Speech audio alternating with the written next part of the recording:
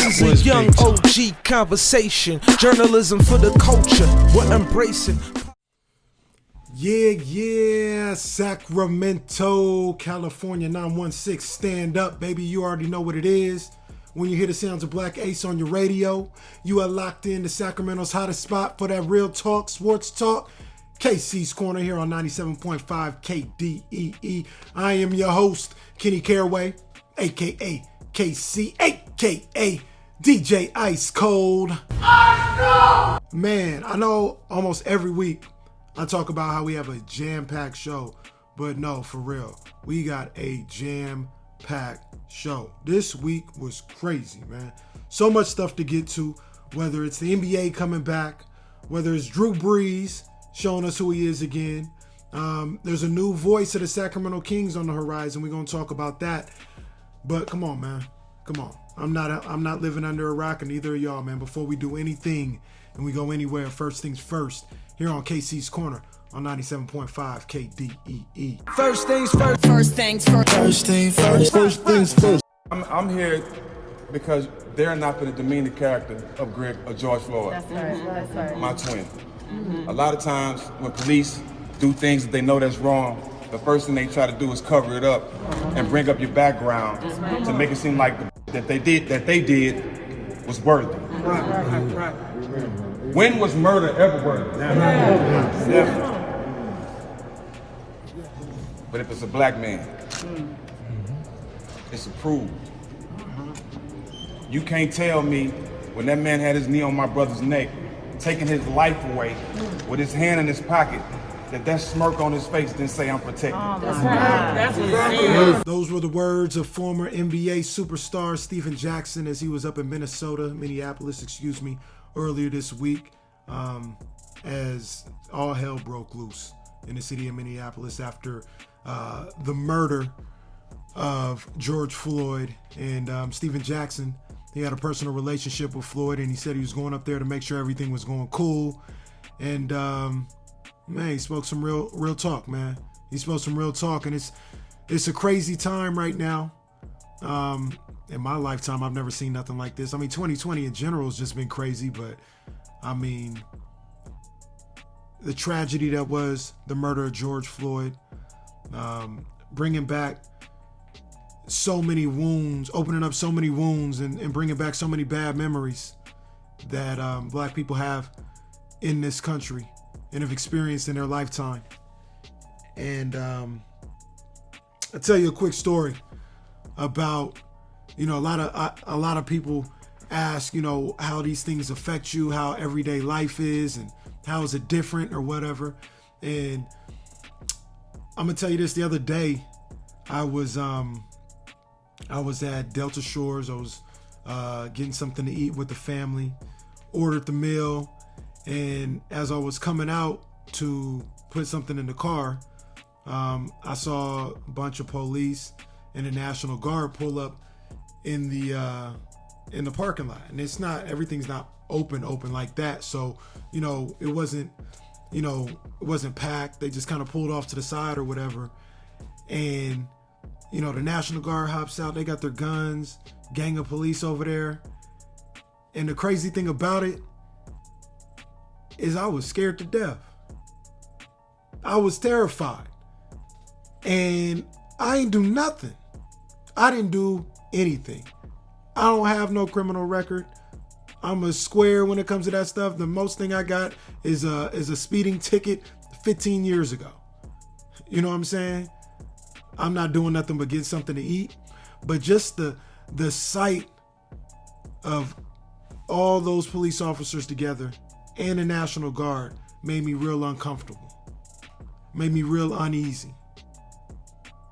And like I said, I didn't even do nothing. And I was talking to my man, and it reminds me of like when you're driving and you're on the freeway or you're anywhere, and you see a cop like 2 lanes to the right of you, and your thought as a black man is, whatever I gotta do, I can't get in front of this cop.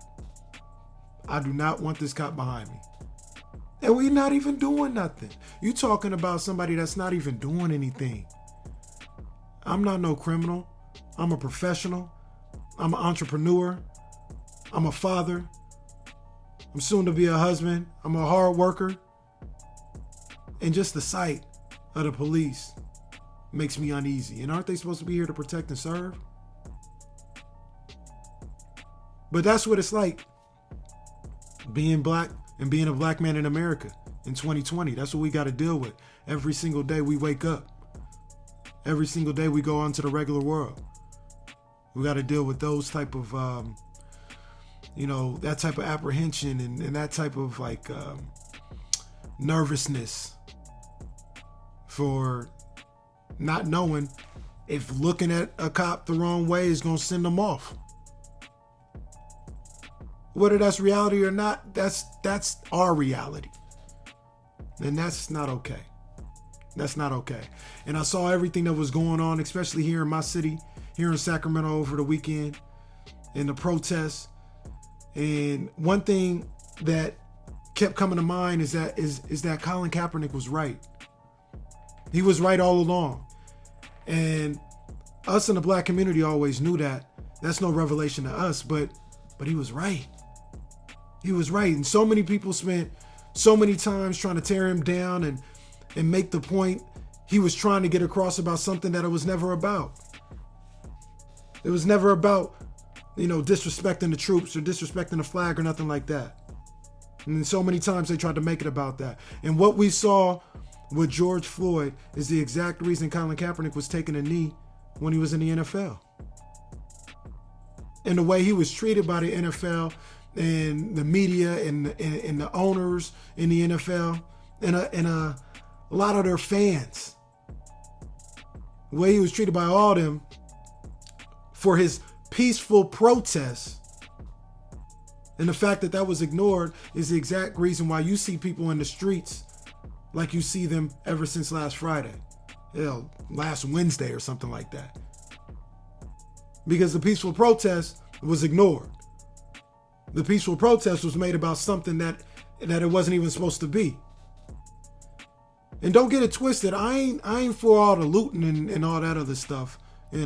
I'm not here to defend that and do that. That's not what this is about. Even though I think it's been established that, number one, those people that are doing the looting and everything, those aren't the true protesters. They're opportunists that are hijacking the movement. And number two, a whole lot of those people that are out there doing the looting, they're not the same people. They're not the people that you think they are. There's a lot of people out there trying to push certain agendas and mix that crowd in with the people that are protesting for the injustice that's going on in this country. So don't get that twisted. Don't get that twisted. But back to talking about Cap. Cap was taking a knee in a peaceful protest and they didn't listen. They didn't listen. And you want to talk about hijacking. They tried to hijack what his protest was about in the first place. Turn a blind eye to it. And now look, 5 years later, here we are dealing with the same issues, man. The same issues. And this is the reason why people were so upset about what Malcolm Jenkins and the Players Coalition did when they sold out Cap. Why people were so upset when Jay-Z teamed up with the NFL and said that we were, quote, past kneeling. And I like Jay, that's no shade to him. I'm still giving him the benefit of the doubt with that whole deal with the NFL. But nah, bro, we're not past kneeling. We're not. We're not, man. So like I said, we had a guy in Colin Kaepernick who had a huge platform of being a quarterback for the San Francisco 49ers, and he took that opportunity to use that platform for something that was greater than himself and had bigger implications than his career.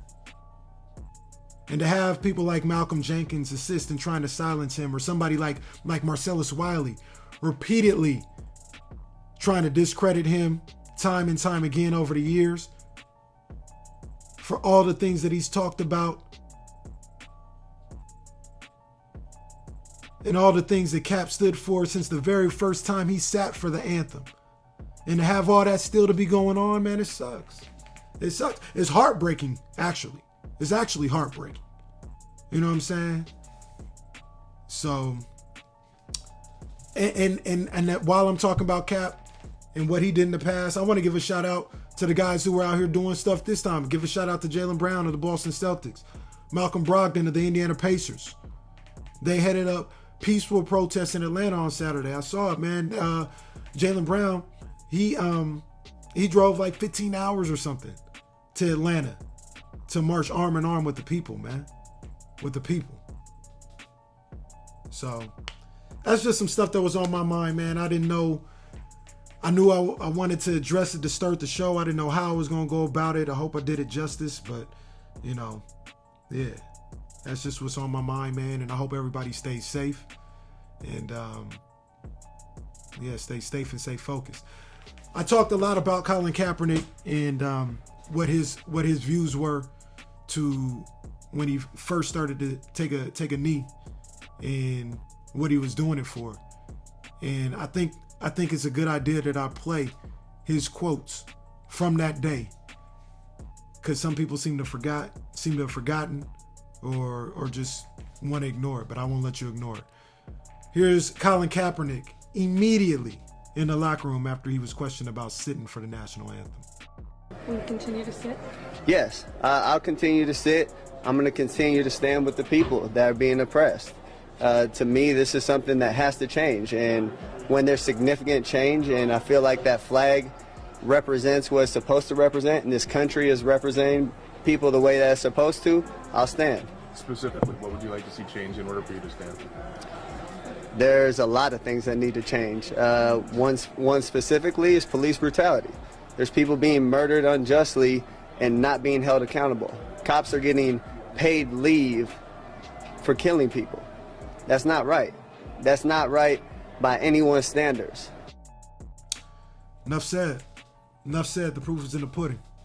So, on the flip side, there's more, a whole lot more into all this, man, that we've got to talk about, because the sports world was invaded with people just showing out this week, man. Just showing out. We're going to talk about Drew Brees on the other side. But before we do, you guys know typically when I get into the music, it's throwbacks. And that's what the rest of this show is going to be about. But right now, man, I think it called for me to play for a song that's kind of a new song. And it's not brand new or nothing like that, but it's kind of, of recent times. And I like to look at it as this generation's What's Going On. The song by Marvin Gaye, it's like that. It gives you that type of feel. Because through it all, man, we tough. We strong. We survivors. We're ancestors of survivors. Ancestors of kings and queens.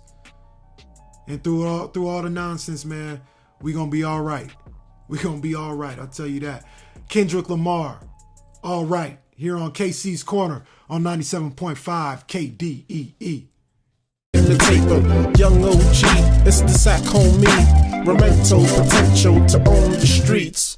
And it was an absolute